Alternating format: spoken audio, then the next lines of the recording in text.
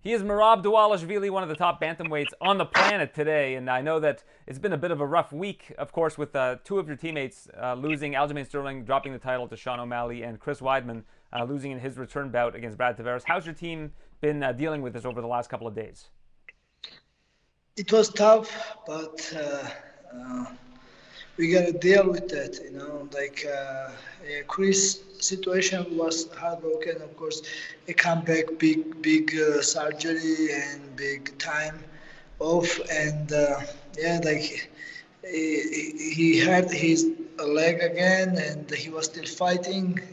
His both leg was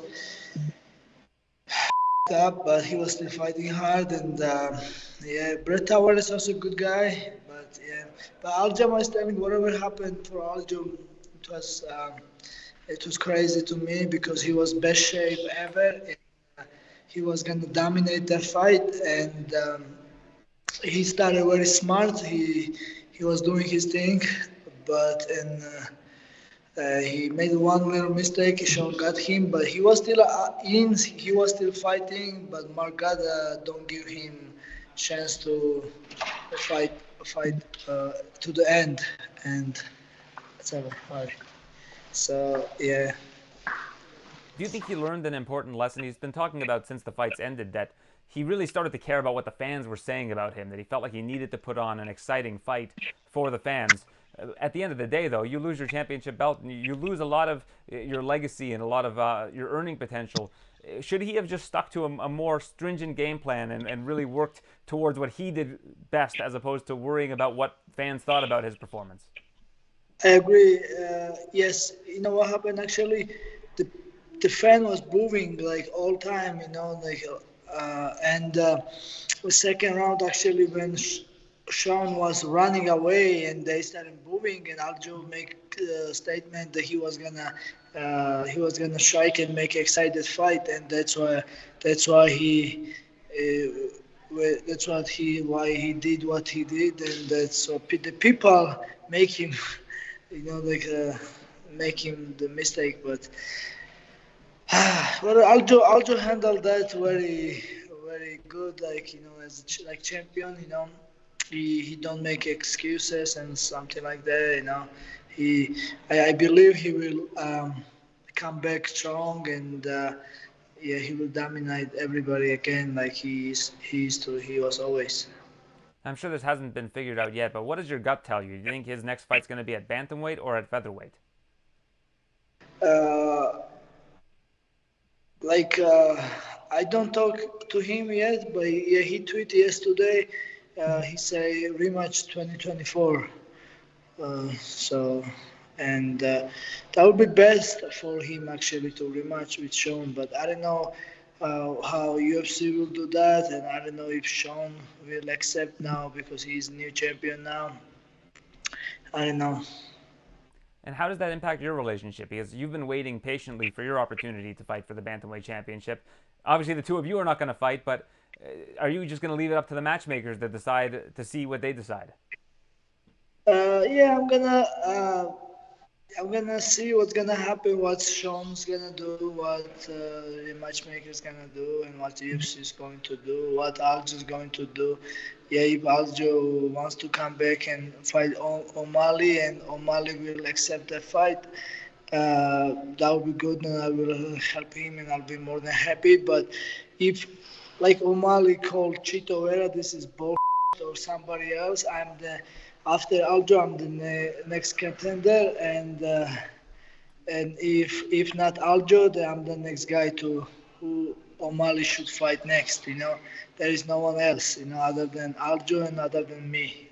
Because Aljo's been a great champion, and we all see. My opinion, it was early stoppage. As a fighter, I will never wanna lose fight like that. I wanna go out. I wanna fight to the end. We don't see that. The Margada stop early. Like if like some people say, oh, he saved it. How you save it? This is fight. Yeah, that's why we are training for. We are like, and then doesn't make sense. I'm in the fight. I want to fight to the end, and so yeah, O'Malley should fight Aljo next. But if not Aljo, then I'm the next. Like I said. Well, here's the big question. Sean O'Malley's the champion now. He wants to fight again in December. I think that's why Chito Vera's name is coming up because Aljo probably 2024. It's Corey Sandhagen injured. Yourself, you're recovering from an injury. If the fight was going to be in December, would you be ready to fight Sean O'Malley? 1000%. I will be ready. I will be ready. Yes, man. I know. Yeah, my hand still. The doctor just proved me to I can start training fully, like I can start slowly punching and grappling. But even fight is if it's next month, and I will be ready because I don't care. I'm not gonna. I'm just gonna ignore the pain, and I'm just gonna fight. Yeah, definitely December I will be ready, and if it's this fight will happen, then yeah, I would love to fight him. Well, if you're ready in December, I don't see any reason why they wouldn't make that fight. I mean, no disrespect to Chito Vera, but he's won one fight since losing to Corey Sandhagen in a pretty dominant fashion. I mean, I know you mentioned yourself and Aljo as being deserving. I also believe Corey Sandhagen has a case to be made as well. But like I said, he's injured for I think 5 or 6 months, right? So if Aljo doesn't want to fight till 2024, to me, if you're deciding between Merab Dvalishvili and your win streak versus Chito Vera, to me, I think it should be Merab Dvalishvili. Thank you, my friend. That's yes. Then everybody will agree with this. Whoever watching UFC and knows who's who, and yeah, man, and like now after Aljo, I'm the number one contender, man, and I'm the fight. There is no one else. Everybody else coming from loss or yeah, Sanhagan, he's a good fighter, but he has injured now and he's taking his time off. I'm healthy, I'm ready, and I'm the next. To me, I think that would make Aljamain's decision a little bit easier too. If you end up facing Sean O'Malley, if Sean wins, and I have a feeling you don't want to think about that as an option, but should that happen, we then can do the rematch with Aljo. And if you end up winning, then Aljo can move up to 145 pounds and start the next chapter of his journey. Uh, yeah, so if Sean beats me, then yeah, Aljo will have his rematch and like finally choke this guy out. That would be good. Like yeah, listen, Sean is challenged for definitely. He's I was calling him out since 2019. I win my first fight because he's the challenge. He's a good fighter. He knocks people out, and that's why I was calling him out.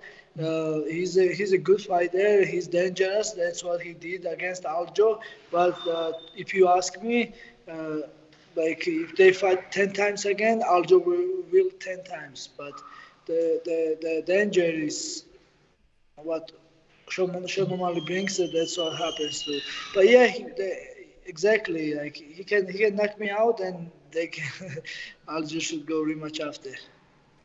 Well, with Chito Vera, I think that with Sean, he would like to avenge that loss to Chito Vera, as much as I think he'd hate to admit that. But at the same time, I'm very surprised that with you being ranked now number two, one behind Aljo, that it seems to me that the fight that makes the most sense from a merit standpoint in terms of standings would be you. And I think you've been a very exciting fighter. What you did to Piotr Jan, you look at your fight against Piotr Jan versus O'Malley's fight against Piotr Jan, I think it just shows how much talent you have in this division. Yeah, thank you so much. Yeah, man. Like, I agree with you. Yeah, I showed the world I don't have nothing to prove.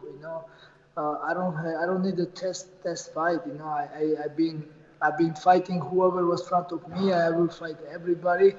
But now I'm in a good position, and I don't have to fight anybody else other than title. If it takes time, I will just wait, and I'm gonna get my shot too.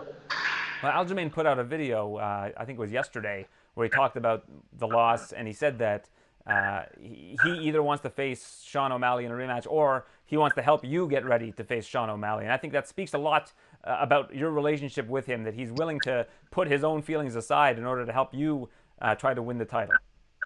Exactly, man. We are friends and we're teammates, and we always support and help to each other. And that shows how good person, how great guy Aljamain Sterling is.